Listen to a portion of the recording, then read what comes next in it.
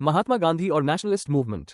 ये चैप्टर बताता है कि 1915 के बाद महात्मा गांधी के लीडरशिप में इंडियन नेशनल मूवमेंट एक मास मूवमेंट कैसे बना, जो सिर्फ एलीट्स तक लिमिटेड नहीं था बल्कि आम लोगों तक पहुंचा। महात्मा गांधी का भारत आगमन 1915। गांधी जी 1915 में साउथ अफ्रीका से इंडिया वापस आए। उन्होंने सत्याग्रह और अहिंसा पर बेस्ड स्ट्रगल इंट्रोड्यूस की। उनका मानना था कि फ्रीडम स्ट्रगल तभी सक्सेसफुल होगी जब पेजेंट्स, वर्कर्स और कॉमन पीपल शामिल होंगे। गांधी का BHU, Banaras Hindu university speech 1916 में बीएचयू के इनॉग्रेशन पर गांधी जी ने एक इंपॉर्टेंट स्पीच दी। उन्होंने इंडियन प्रिंसेस और रिच एलीट्स को क्रिटिसाइज किया क्योंकि वे आम लोगों से डिस्कनेक्टेड थे। गांधी जी ने कहा कि इंडिया को फ्रीडम तब तक नहीं मिल सकती जब तक पुअर, पेजेंट्स और वर्कर्स मूवमेंट का हिस्सा न बने। ये स्पीच गांधी जी के विजन को रिफ्लेक्ट करती है, जहां पॉलिटिक्स को सोशल रिफॉर्म से जोड़ा गया। अर्ली सत्याग्रह, चंपारण सत्याग्रह 1917, इंडिगो फार्मर्स पर फोर्स्ड कल्टिवेशन के अगेंस्ट प्रोटेस्ट। अहमदाबाद मिल स्ट्राइक 1918, टेक्सटाइल वर्कर्स के सपोर्ट में। खेड़ा सत्याग्रह 1918, फैमन के टाइम पेजेंट्स के लिए टैक्स रिलीफ की डिमांड। इन मूवमेंट्स ने गांधी जी को मास लीडर के रूप में एस्टैब्लिश किया।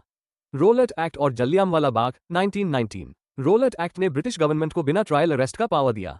इसके अगेंस्ट प्रोटेस्ट्स हुए। जलियांवाला बाग मैसेकर ने पूरे देश को हिला दिया और एंटी ब्रिटिश फीलिंग और स्ट्रांग हो गई। Non cooperation movement 1920-1922। Gandhi ji ने ब्रिटिश रूल के against non cooperation movement launch किया। ब्रिटिश स्कूल्स, कोर्ट्स और इंस्टीट्यूशंस का बॉयकॉट, फॉरेन गुड्स का बॉयकॉट और खड़ी स्वदेशी का promotion. Movement Chauri Chaura incident के बाद विड्रॉ कर लिया गया क्योंकि वायलेंस हो गई थी। Civil disobedience movement 1930-1934। यह movement Dandi march, salt satyagraha से स्टार्ट हुआ। लोगों ने सॉल्ट लॉ ब्रेक किया, टैक्सेस देने से मना किया। विमेन ने लार्ज स्केल पर पार्टिसिपेट किया, जिससे मूवमेंट और स्ट्रॉन्ग हो गया। राउंड टेबल कॉन्फ्रेंसेस और पूना पैक्ट। गांधी जी ने second round table conference 1931 attend की। पूना पैक्ट 1932 गांधी जी और डॉक्टर BR अंबेडकर के बीच हुआ, जिसमें दलित्स के पॉलिटिकल रिप्रेजेंटेशन का इशू सॉल्व किया गया। Quit India movement 1942। World war II के दौरान गांधी जी ने क्विट इंडिया मूवमेंट लॉन्च किया, जिसका स्लोगन था डू और डाई। लीडर्स अरेस्ट हो गए, फिर भी मास प्रोटेस्ट हुए, जो लोगों की स्ट्रॉन्ग डिजायर फॉर फ्रीडम दिखाते हैं गांधी जी के लीडरशिप की इंपॉर्टेंस।